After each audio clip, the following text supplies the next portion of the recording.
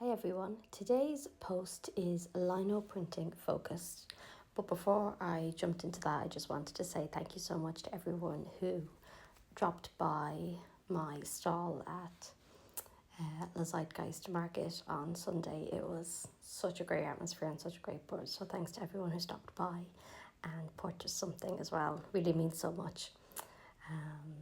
It's a really great feeling when you have ideas and designs in your head, you put them together and then somebody really enjoys them and really likes them. So thank you.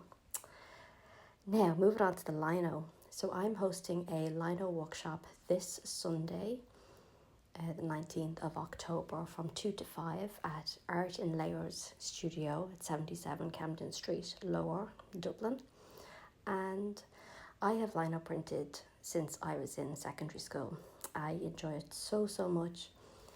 I find it really satisfying, and so I'm really thrilled to be doing this workshop. And today I just wanted to do a post about some of the materials that you can print onto and how it doesn't have to be a white piece of paper. It can be things with different patterns on them, just different colours, different textures as well. And some of them might seem a bit wild, but I think I just like seeing the effect of the colours and the print coming together. So here we have a print from 2018, I think.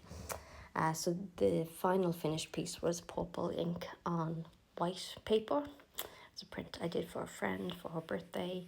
But along the way I was quite obsessed with how different colours looked together. So you can see it's a perfume bottle. And then I picked different sheets. So this was like a pack of sheets that I got from the pound shop and printed onto them. And although it's quite a light paper, it took the ink really well, as you can see. So I had quite a lot of fun layering up the colours together and seeing how they looked. And I still now, even all these years later, really love the way these colours look together. A similar kind of paper actually that I have picked out for the workshop this is actually origami paper, but it's kind of a very similar rate to this paper as well. So I imagine it'll take the ink really well. And we're working with A6 lino blocks. So these should be quite a good shape for mixing and matching colours when we're printing. I also like to keep tissue paper or gift bags that I get and print onto those. I find that really useful come Christmas time for making wrapping paper. So you can see an example of this here. So this is heavier than tissue paper, but I printed a little Happy Christmas snowman onto it last year. And then of course this is a gift bag. Can't remember now what I got in it, but I love this pattern.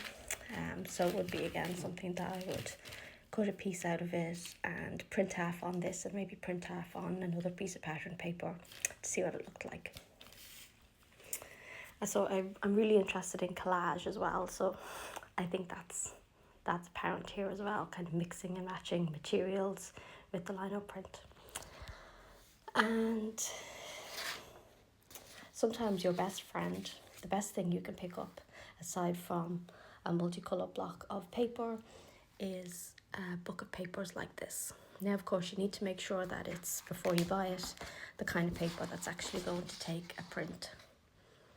So you wouldn't want this to have a glossy finish to it, for example. But again, I've had this for a good many years now. You can see lots of interesting paper still left in it that I could print onto. Now I was looking at this company because I was hoping to order from them again, the Craft House Press, but they seem to have gone out of business, which is unfortunate. But again, lots of art shops will have a book of papers like this as well. But again, you just want to check that the texture is actually going to take the ink when you print onto it. So you can see here a print I did of my cat on this butterfly background. I was quite interested in kind of getting a stained glass effect there. And this is another piece of paper from that booklet, which has a nice autumn feel for it, which might go well with the Halloween theme of the workshop on Sunday. If I'm really looking for kind of a fancy piece of paper to print on, this is Fabriano paper here. It's got this, it's like a kind of a thick cartridge paper. And you can see an example of this on a print that I'm working my way through. So this will be a multicolored print. But I just love the way the ink, the paper takes the ink really, just really, really nice. And it's just nice to have that kind of slightly more sturdy paper as well. Then this is a little booklet I picked up in the walks a couple of weeks ago. So an autumnal theme as well. But you can see it's got these gorgeous patterns in it, which would be really nice to print onto. Some of them, as you can see, are a little bit too dense. You'd be kind of wasting your time to print onto them. It'd be too busy. But even in that case, could be a really interesting frame to go around the image. So yeah, pick that up. And again, that texture is good for picking up the ink as well. I also picked up some tissue paper and some crepe paper. Now, there's a good chance that the tissue paper might tear a bit, or the crepe paper might tear a bit when I'm printing. But curiosity got the better of me, so I'm going to bring some of that along with me and try printing on that as well.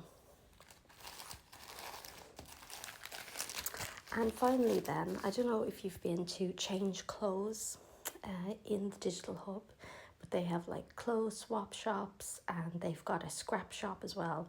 So I went along to that last week and picked out a whole bag of scraps for like €5. And I have to say, it's so much fun to see what fabric is in there.